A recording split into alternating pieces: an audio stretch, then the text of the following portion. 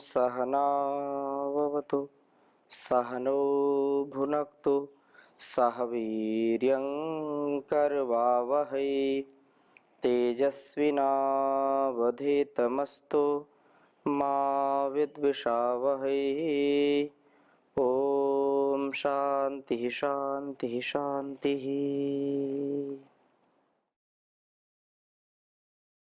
वैदिक जीवन पद्धति इस कक्षा में आप सभी साधकों का, सभी दर्शकों का हृदय की गहराइयों से हार्दिक स्वागत है, अभिनंदन है।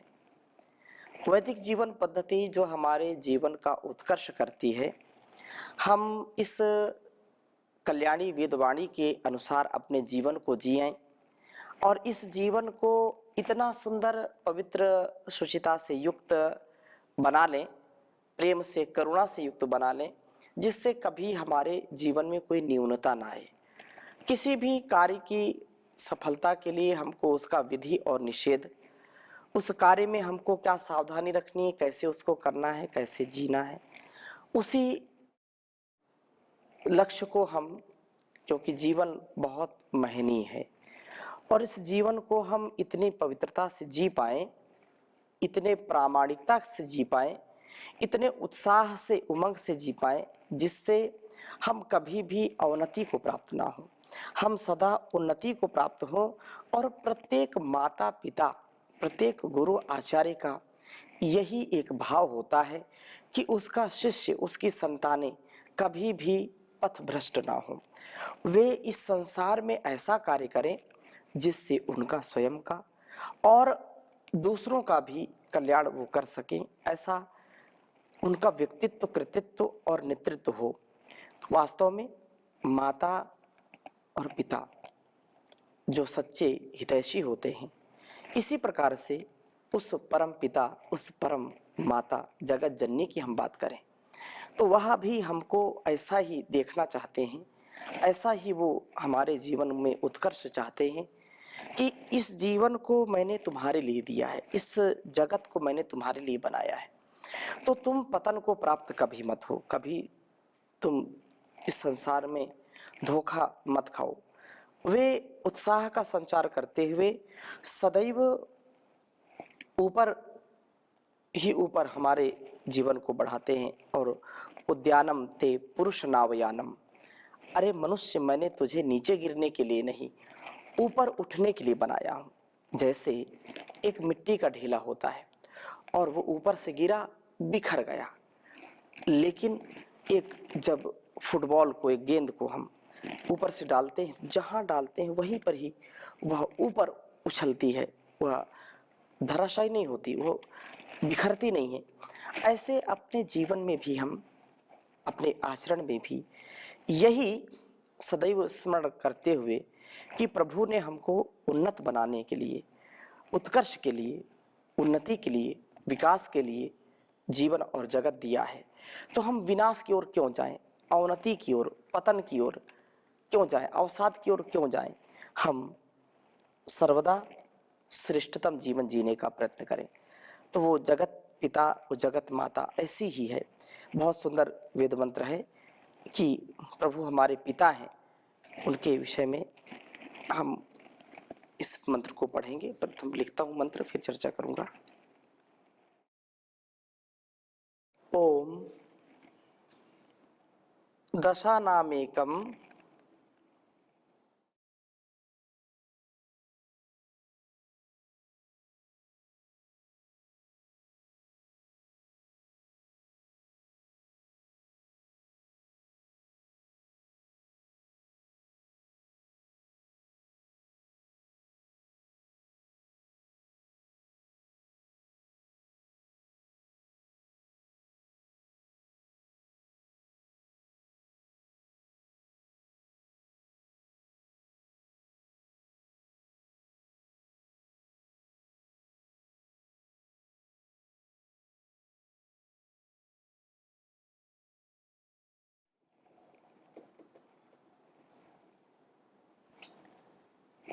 दशानामेकम कपिलम समानम।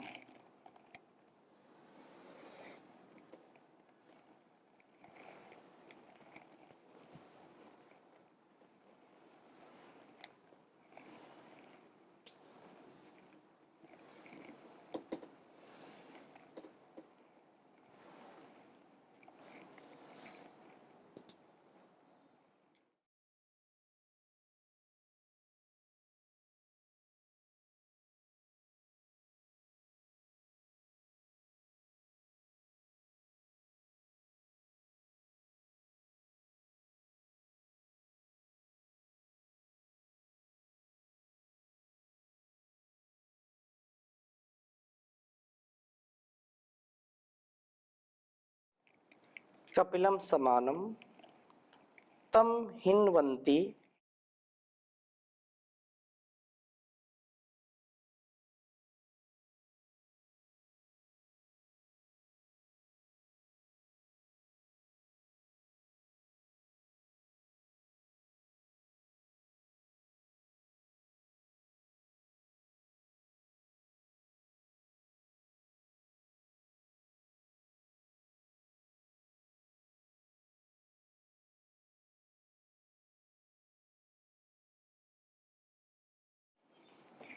तं हिन्वन्ति क्रतवे पार्याय।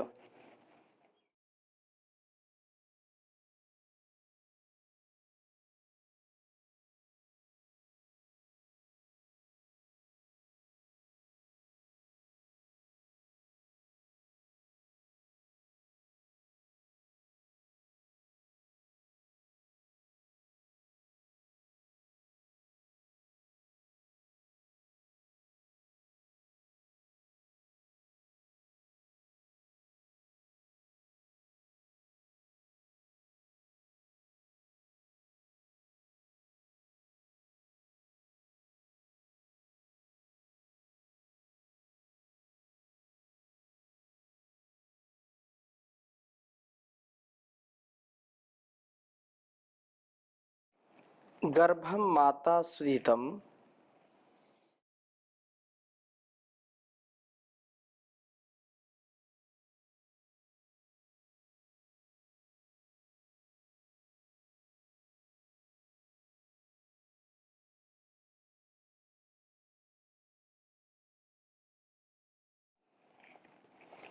गर्भं माता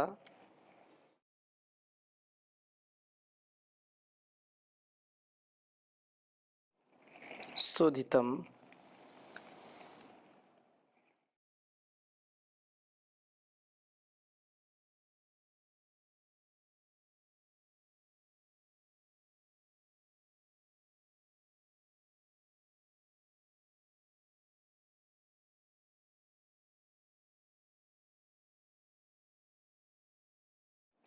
उवक्षणास्ववेनन्तं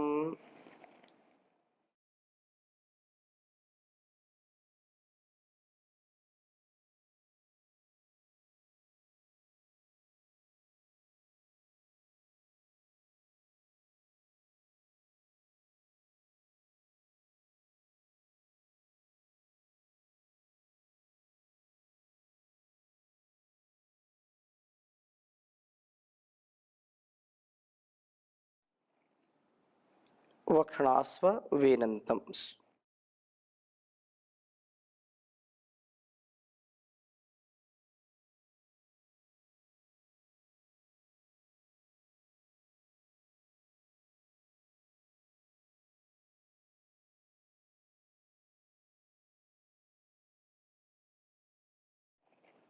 तुष्यन्ति बिभर्ति।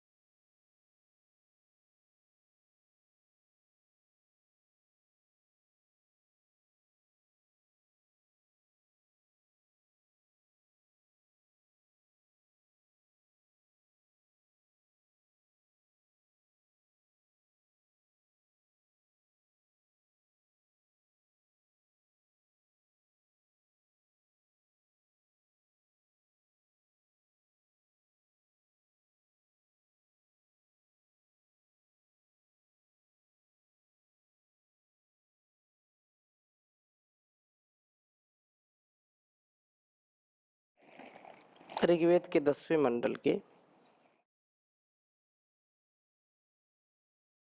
27वें सूक्त का 16वां मंत्र है यह।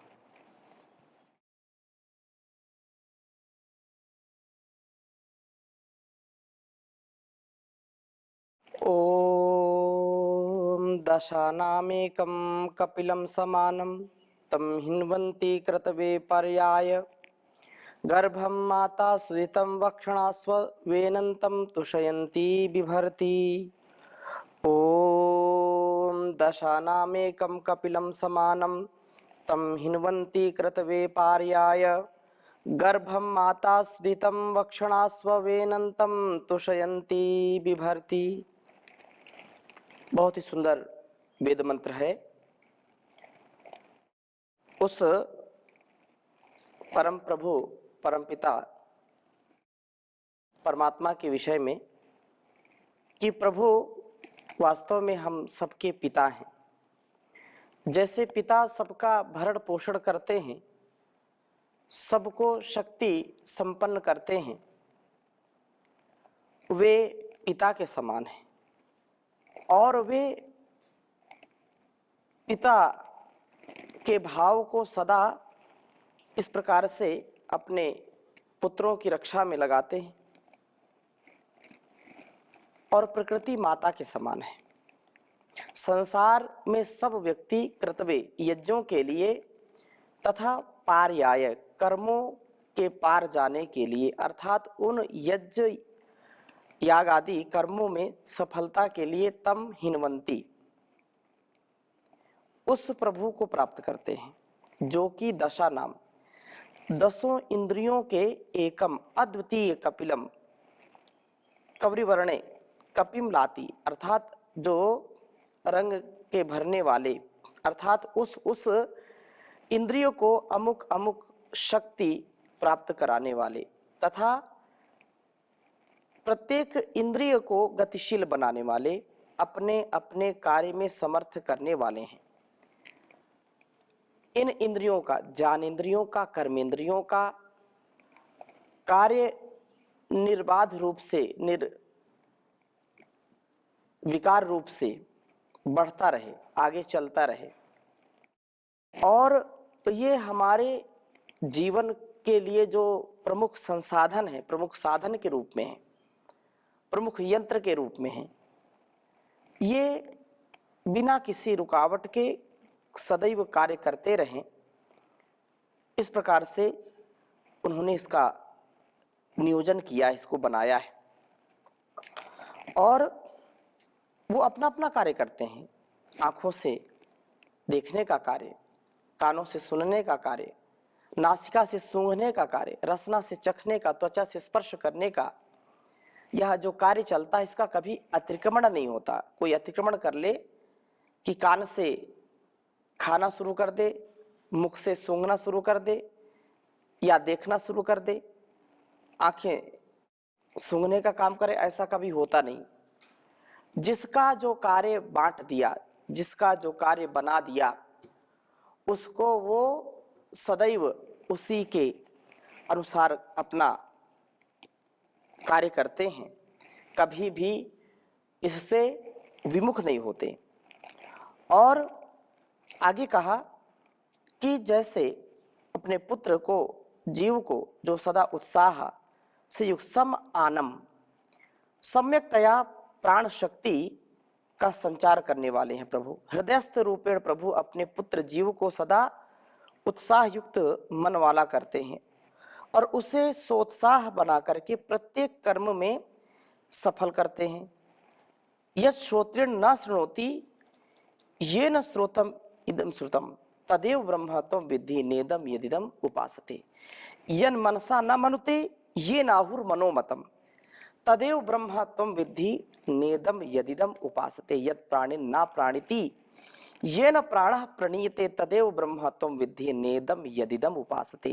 ये संपूर्ण संसार उस प्रभु का यह जो वह आधार बना हुआ है, उसी से बसाया हुआ है, उसी से सारा संसार आच्छादित है। इसलिए वह हम सबको शक्ति देता है, हमको गति देता है, हमको हर प्रकार से उन्नति देता है और प्रभु से उत्साह व शक्ति को हम प्राप्त करें। गर्भम गिरति अनर्थम अनर्थों के समाप्त कर देने वाले विघ्न बाधाओं से न घबराकर उन्हें पार कर जाने वाले और इस प्रकार से वक्षणासु जो आर्थिक, शारीरिक, मानसिक, बौद्धिक सभी प्रकार की उन्नतियों में सुधितम, उत्तमता से स्थापित ऐसा होते हुए भी अवेनंतम अवेनंतम इन सांसारिक वस्तुओं की कामना न करते हुए अथवा प्रभु ही की कामना वाले पुरुष जो सदैव उसी की कामना से, उसी के गुणगान से, उसी की चाहना से, जो सदा आप्लावित हैं, जो सदा अभिसिंचित हैं, अभिषिक्त हैं, जो सदा उसी का ही गुणगान करते हैं, प्रभु की ही कामना वाले पुरुष का माता, यह निर्माण करने वाली प्रकृति माता। जो व्यक्ति आध्यात्मिक होगा, जो व्यक्ति उस परम पिता परमेश्वर की भक्ति से युक्त होगा, यह प्रकृति माता उसको और यशस्वी बनाती है, उसको और संरक्षित करती है इस संसार के दुखों से, इस संसार की जो चकाचौंध है उससे वो उसको बचाती है और जो सत्य है, जो तथ्य है उसका बोध कराती है उसको। तो ये माता, प्रकृति माता वास्तव में यह निर्माण करने वाली होती है। तुष्यंती, जीव की उन्नति से अंदर ही अंदर संतोष का अनुभव करती हुई विभरती, उसका भरण पोषण करती है। प्रकृति उसे किसी आवश्यक वस्तु की कभी कमी रहने ही नहीं देती। जो व्यक्ति ईश्वर का भक्त है, जो व्यक्ति सदैव प्रभु की शरणागति में है, जो वेदोक्त कर्मों को करता है, कभी भी वेद विरुद्ध कार्य नहीं करता, वेद विरुद्ध कर्मों का वो सदा परिहार करता है, उसको छोड़ देता है और वह प्रकृति से मैत्री का या माता के समान उसका जो व्यवहार मिलाता है उसको, तो वह सदा उन्नति से युक्त होता है। उसको विभरती, ये उसको पुष्पित पल्वित करती है, उसको भरण पोषण उसका करती है। इन वस्तुओं के ठीक ठीक से प्राप्त होते रहने पर ही उन्नति स्थिर रहती है। प्रभु उत्साह देकर के मन को उन्नत करते थे, तो प्रकृति सब आवश्यक खान पान का सामान प्राप्त करा करके उसके शरीर को पुष्ट करती है और जीव को उन्नत होते हुए देख करके वो स्वयं संतुष्ट भी होती है। प्रभु हमारे पिता है, सनो बंधुर जनिता स विधाता, त्वमेव माता च पिता त्वमेव, त्वमेव बंधुश्च सखा त्वमेव, त्वमेव विद्या द्रविणम त्वमेव, त्वमेव सर्वम मम देव देव।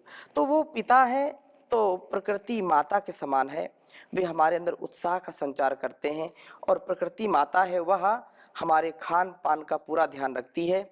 इसलिए इस प्रभु को जो हमारा वंदन है, जो हमारा प्रणाम है, जो नमस्कार है, वो हमको सदैव करते रहना चाहिए ताकि और हम शक्ति संपन्नता से युक्त हो जाएं, हम अपनी दीनता हीनता से ऊपर उठें। इसलिए बहुत सुंदर बात कही कि तू है सच्चा पिता सारे संसार का ओम प्यारा, तू है सच्चा पिता सारे संसार का ओम प्यारा, तू ही है रक्षक हमारा, तू ही है रक्षक हमारा। चांद सूरज सितारे बनाए, पृथ्वी आकाश पर्वत सजाए, चांद सूरज सितारे बनाए, पृथ्वी आकाश पर्वत सजाए, अंत आया नहीं तेरा पाया नहीं पारवारा, तू ही है रक्षक हमारा, तू ही है रक्षक हमारा, तू है सच्चा पिता सारे संसार का ओम प्यारा, तू ही है रक्षक हमारा। पक्षी गण राग सुंदर है गाते, जीव जंतु भी सर है झुकाते, पक्षी गण राग सुंदर है गाते, जीव जंतु भी सिर है झुकाते, उसको ही सुख मिला तेरी राह पर चला, उसको ही सुख मिला तेरी राह पर चला जो भी प्यारा, तू ही है रक्षक हमारा, तू ही है रक्षक हमारा। तू है सच्चा पिता सारे संसार का ओम प्यारा, तू ही है रक्षक हमारा। पाप पाखंड हमसे छुड़ाओ, वेद मार्ग पे हमको चलाओ। पाप पाखंड हमसे छुड़ाओ, वेद मार्ग पे हमको चलाओ।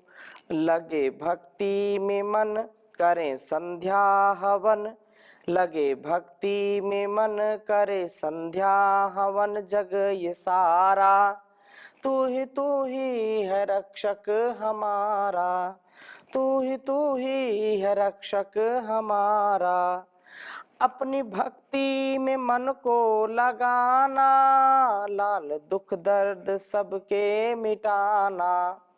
अपनी भक्ति में मन को लगाना, प्यारे दुख दर्द सबके मिटाना। दुखियों कंगालों का और धन वालों का तू सहारा, तू ही है रक्षक हमारा, तू ही है रक्षक हमारा। तू है सच्चा पिता सारे संसार का ओम प्यारा, तू ही है रक्षक हमारा, तू ही है रक्षक हमारा। तो वह माता पिता गुरु आचार्य है, माता पिता भाई बंधु सखा वो है हमारा। ओम नाम प्यारा है, वो तो ओम नाम प्यारा है, वह सब संसार का आधार है। हम उसका ही गुणगान करें और कभी भी उससे विमुख ना हो, अर्थात जो कुछ भी उसने हमको उपदेश दिया है, संदेश दिया है, इस संदेश को हम आत्मसात करके जीवन को जिएं और प्राण साधना से युक्त होकर के जीवन को जिएं। तो निसंदेह यह अत्यंत महनीय, अत्यंत जो है व्यवस्थित और आत्मानुकूल, शास्त्र अनुकूल, ऋषि प्रोक्त शास्त्रोक्त कर्मों का सदैव हम ध्यान करते हुए उनका जीवन में आचरण करते हुए आगे बढ़े। क्योंकि संसार का जो भोग है, संसार का जो आकर्षण है, वो हमको कभी कभी प्रकृति के दोहन के लिए विवश करती है। और याद रखें, यदि हम इस प्रकृति में फंस गए तो हम उस प्रभु तक नहीं पहुंच सकते। हमारा जो उद्देश्य है, हमारा जो मंतव्य है, जो कर्तव्य है, जो गंतव्य है, उस तक हम नहीं पहुंच सकते हैं। हमारा यह मंतव्य हो कि हमको अपने स्वभाव से, अपने आचरण से कभी भी पतित नहीं होना। हम स्वभाव से आध्यात्मिक, स्वभाव से हम साधक हैं, तो हम इस साधना को सदैव श्रेष्ठता से करते रहें और साधक बनकर के ही व्यक्ति जीवन को समरसता से, सरलता से जी सकता है। हम यदि हमको ठीक है अपने बैलेंस को, अपने संतुलन को बना करके रखना है। यदि हम साधक हैं तो साधना हमारे लिए महत्वपूर्ण है, लेकिन साधना का स्वरूप क्या है, साधना का स्वरूप भी हमको समझना चाहिए। साधना का स्वरूप ये है कि इस शरीर साधन को और इस संसार रूपी साधन को हम विकृत ना करें, हम इसको व्यवस्थित बनाएं, इसको इतना सुंदर बनाएं, अच्छा बनाएं जो हमको उन्नति दे सके। और यदि हम इस शरीर से भोग ही भोग करेंगे तो याद रखना, रोगों से हम बच नहीं सकते। इस प्रकृति जो हमको मिली है, इस प्रकृति से हम उपकार लें, इसका सदुपयोग करें, मैत्री भाव, इसको भी हम स्वस्थ, सुंदर, सुडौल बनाने का प्रयत्न करें। और प्रकृति का भी हम अंधाधुंध दोहन ना करें, उसका संतुलन बनाएं। जहाँ जितनी आवश्यकता है, इस जीवन यात्रा के लिए जो आवश्यक चीजें हैं, जीने के लिए जो आवश्यक चीजें हैं, उतना हम करें। अधिक भोग विलासिता में या क्षण भर के सुख के लिए हम किसी भी प्रकार से यदि हिंसित होते हैं, यदि हिंसा करते हैं, तो वह उचित नहीं है। ना हम हिंसित हों, ना हम किसी को हिंसित करें, किसी की हिंसा करें। ऐसा जीवन जी करके ही, श्रेष्ठतम आचरण करके ही हमारा संपूर्ण मानव जीवन और ये संपूर्ण हमारी धरा यह बहुत ही कल्याणमयी हो जाएगी। तो बहुत ही सुंदर भाव था इस वेद मंत्र का। आगे नए वेद मंत्र के साथ चर्चा करेंगे। अभी यहीं पर विराम लेते हैं। ओम शांति शांति शांति।